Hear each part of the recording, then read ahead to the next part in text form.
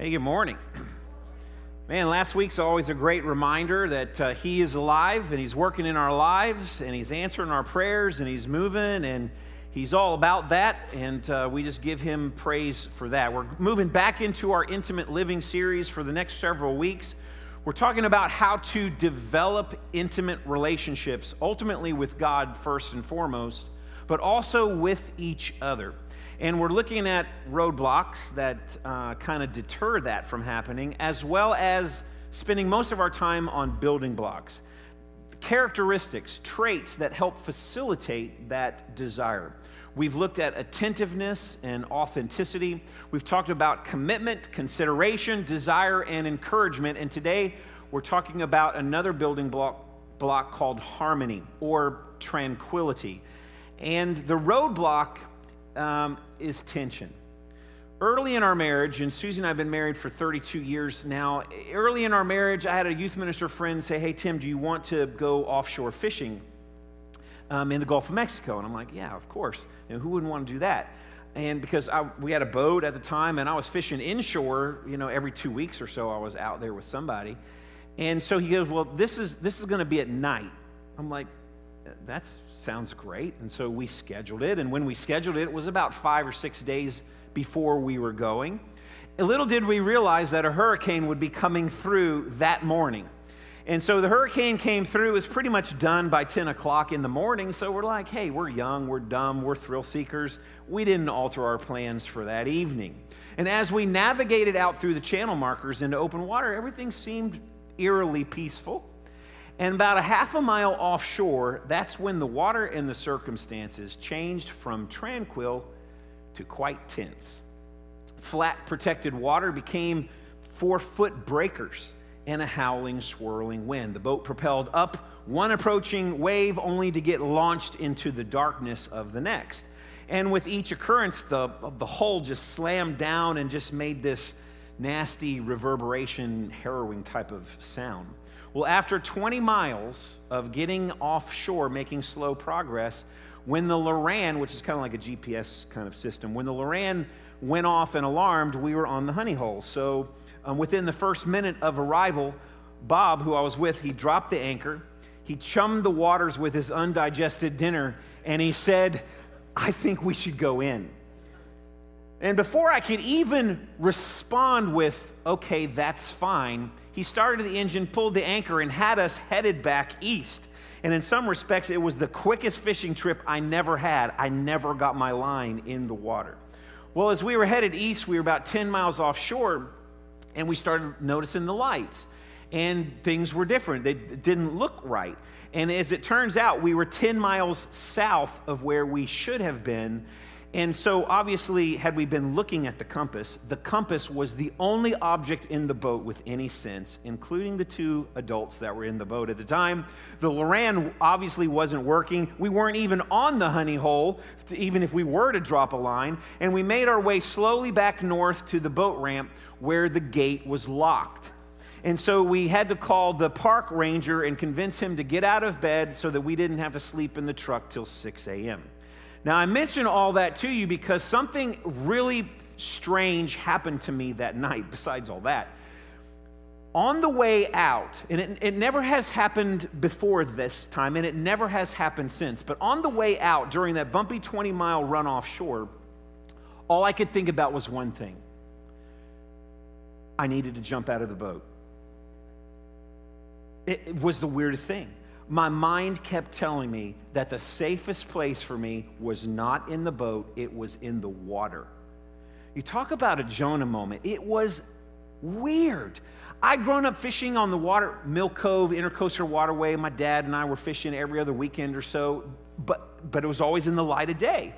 Now, with the darkness and the waves and the wind, it all unsettled me. It messed with my mind. I couldn't see much past the rails of the boat with a shadow of a white cap busting here or there. And all I could feel and hear was this boat groaning in regards to what it was enduring. And as we were jumping waves and crashing down into the next one, my mind kept telling me, jump over. Well, needless to say, I did not jump over. I came back pretty dry and together, but But it did provide a very interesting night on the Gulf of Mexico with a subtle trifecta of tranquility that turned into tension, that turned back into tranquility. Have you ever experienced that progression? Was it over a long period of time, or did it happen very, very quickly? Now, what I want you to do today is I want you to think about that progression in terms of your relationships. Now, I'd be shocked if we all have not experienced this. It could have been with a spouse, a parent, a child, a friend, a boss, a coworker, a peer, even with God. Our stories are probably very similar, generally speaking. The specifics may differ, but generally, we share this. Everything is going along fine. Everything has been fine.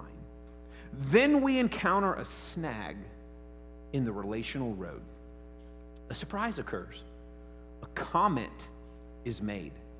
A moment that should have been remembered is forgotten. A memory that should have been left in the past is brought into the present. Instead of remaining silent, we speak up. Instead of moving on, we entrench. Instead of forgiving, we call someone out. And rather than looking the other way, we decide to harshly tell the truth. It can happen in a multiplicity of ways and in a snap of a fingers. And before we know it, we've moved from tranquility in our relationship to high tension. Now, it'd be one thing if all tension was bad, but that's not the case. Where do diamonds come from? Diamonds come from tension or pressure that's placed on a piece of coal over a long period of time. However, when it comes to our relationships, we tend to dislike tension, and we try to avoid it whenever possible. In your relationships, what has to happen to make the tension go away to produce the harmony that you once had? Now, I've seen some elbows, like, I always have to be the one to apologize. You never apologize. I am always the one apologizing. But that proves what I'm getting ready to say. Harmony is produced from identifiable moments, points of choice, points of action. Tension is released when forgiveness is chosen. Tranquility can return when we take our pride off and we clothe ourselves instead with humility. Restoration happens when we choose peace as the priority rather than winning the argument. Making the choice to live in a harmonious relationship where tension once existed is a powerful, powerful step towards intimacy. Now, today we're going to look at an event in the disciples' lives that displays this progression: tranquility, tension, tranquility. And we're going to be able to, by looking at that, we're going to be able to discover a process, if we implement it, that will actually bring intimacy and harmony back into our relationships. The story's found in Mark chapter 4. On that day, when evening had come, he said to them, talking about Jesus, "Let us go across to the other side," talking about the other side of the lake, the Sea of Galilee. And leaving the crowd, they took him with them in the boat just as he was, and other boats were with him. And a great windstorm arose, and the waves were breaking into the boat so that the boat was already filling. But he was in the stern, which is the back of the boat, asleep on the cushion. And they woke him and said to him, "Teacher, do you not care that we are perishing?" And he awoke and rebuked the wind and said to the sea, "Peace, be still." And the wind ceased, and there was a great calm. He said to them, "Why are you so afraid? Have you still no faith?" And they were filled with great fear and said to one another, "Who then is this, that even the wind and the sea obey him?" First, let's review this familiar progression. This event happened on the Sea of Galilee, and it demonstrates the progression we experience often in life when we move from tranquility to tension back to tranquility.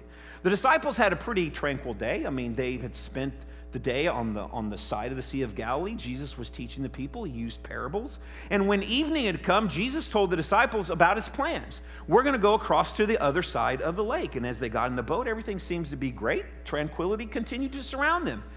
And Jesus, tired as he was from teaching, he falls asleep in the back of the boat. Now, if you've ever spent any time on a boat or on the water, You can imagine, in fact, if you listen very carefully in your mind, you can hear the sounds of that gentle rowing motion across the lake's surface with the waves buffeting the boat's boards. You can actually hear it. And at some point along that journey, that tranquil sound, that tranquility turned into tension. The wind picked up, the waves became violent. And while this disturbed the disciples, it did not disrupt Jesus. His body is like ours. He's tired, and so he slept peacefully, fully man, fully God. Now consider some of the tension points. We have at least 4 of the disciples that are professional fishermen. They grew up on this Sea of the Lake. They were very familiar with the storms. The Sea of Galilee forms like a teacup shape with the mountain range at the top of the teacup, with the bottom of the teacup being the lake. And so when the Bible says the storm came down upon the Sea of Galilee on the lake, that's exactly what it did. It crossed the mountain range and would drop onto that lake. It was an impressive storm. The disciples knew it, who were usually on the lake. But what was going to be even more impressive was what Jesus, the calmer of the storms, would be doing in just a brief moment. But here's a life application for each of us that we need to apply at this particular moment. Tension doesn't magically go away just because you become a Christian. If you are a Christian for longer than 3 minutes, you know that your life still has tension in it. Following Christ does not exempt a person from life's storms. The disciples were obediently following Jesus. They were in God's will. They knew what God wanted them to do. They were doing it. Jesus said, get in the boat. We're going to cross the other side. That's exactly what they did. We as Christians, we mustn't expect everything in our lives to be smooth sailing when we answer his calls, when we're in his will.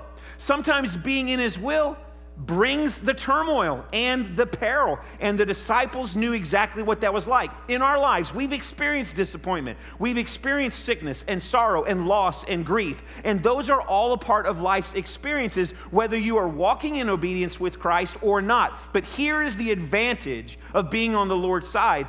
He's with you through it. And that is a huge game changer. Why? It's because he is the same one that came out of the grave that we just celebrated last week.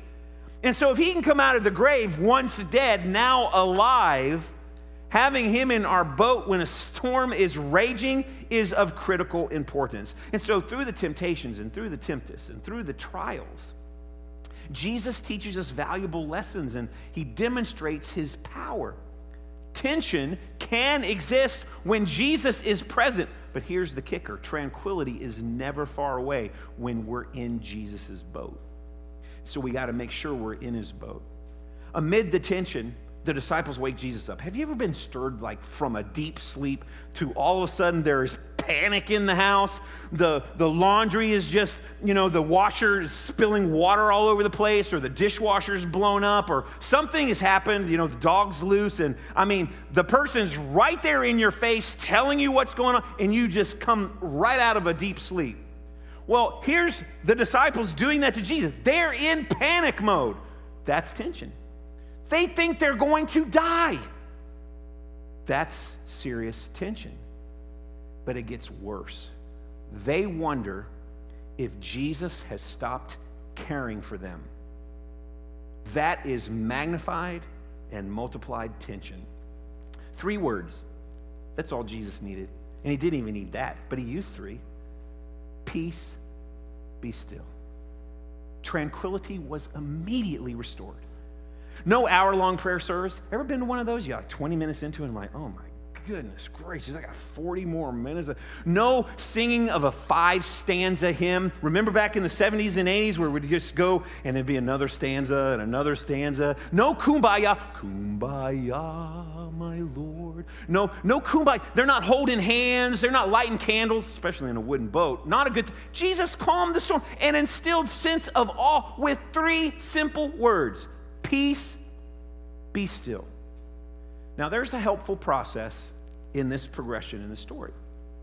When things move from tranquility to tension, since we can't simply control the wind and the waves, at least I can't. I've tried, But since I can't control the wind and the waves with those 3 words, how about I provide you the 3 actions that are in this story to help restore tranquility?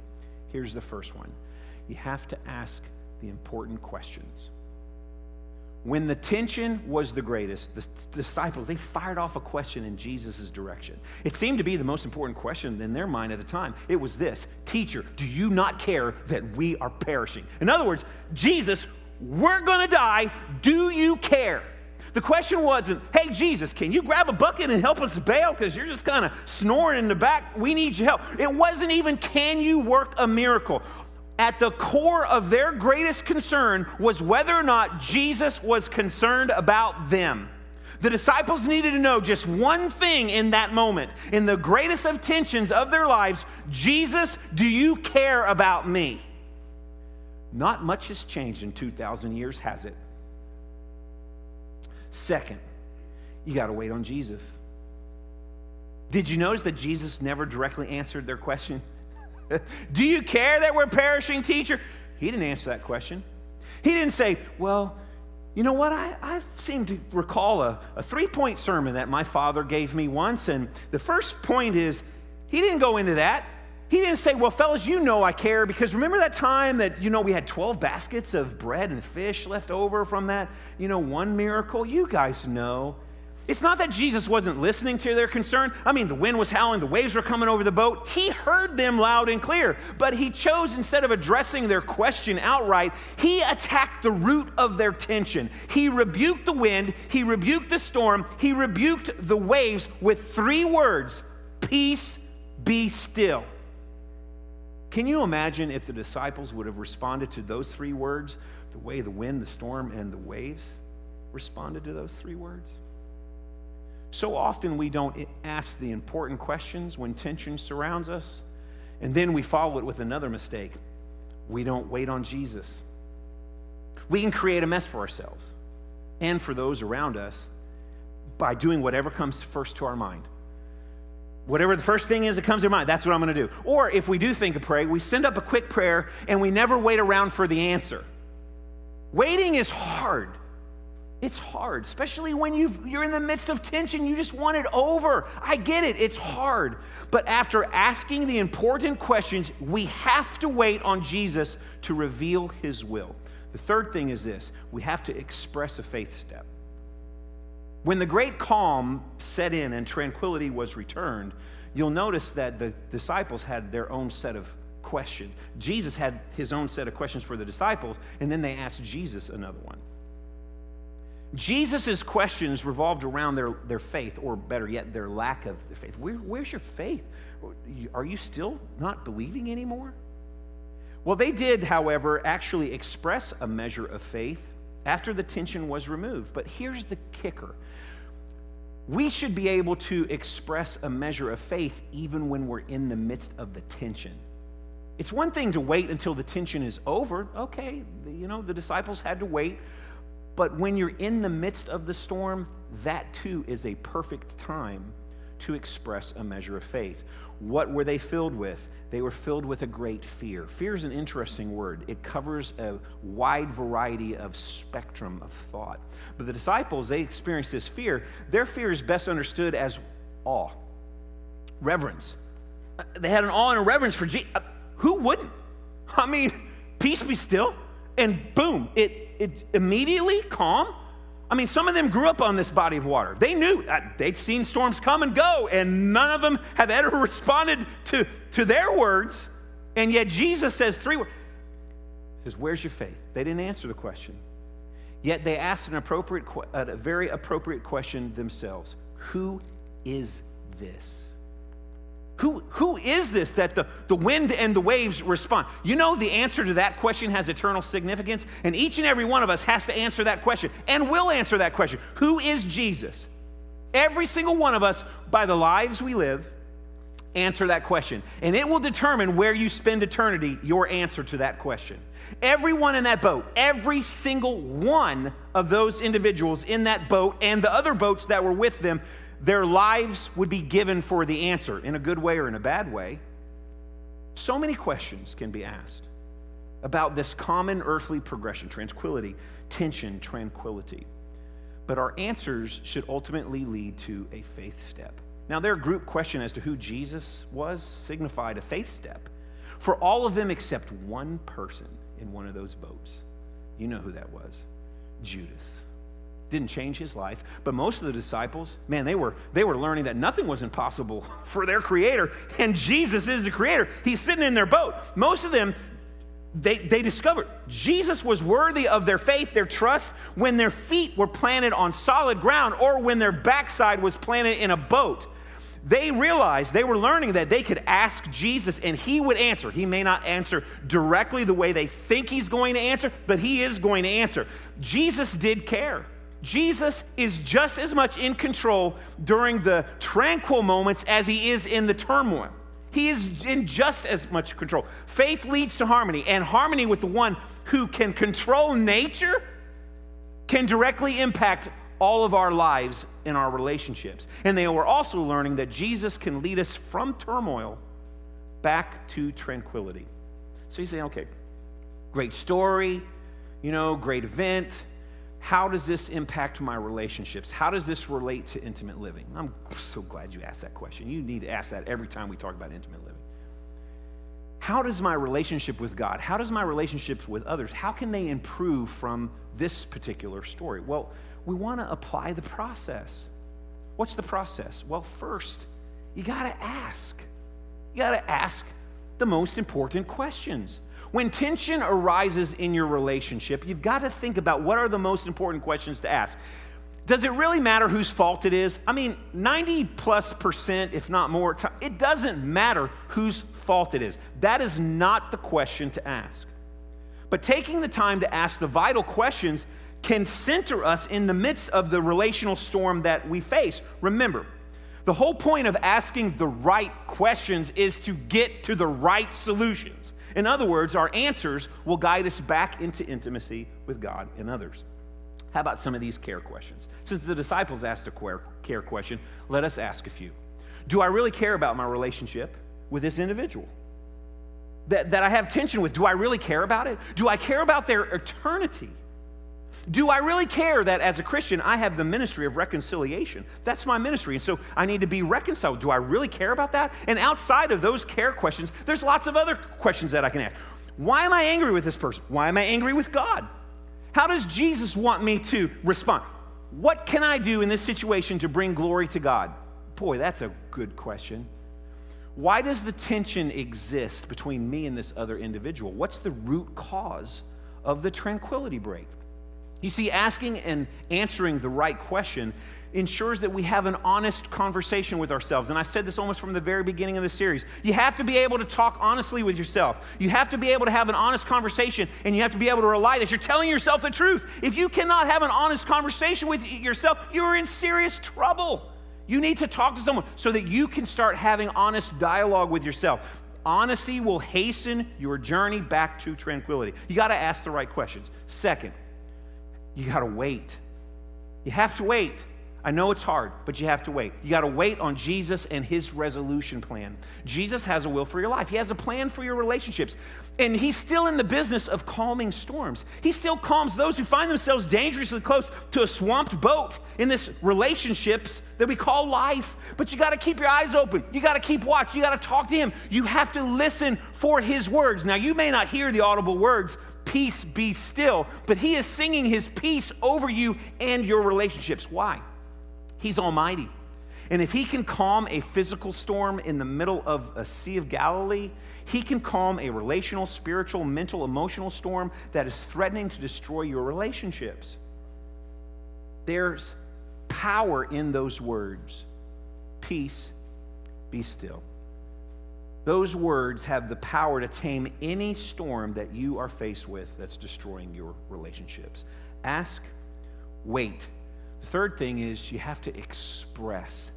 You have to express your faith. Once you know that you've asked and answered the right questions and you know what Jesus' plan is to work through the tension, you have to start restoring the harmony to your relationships. Work through the tension.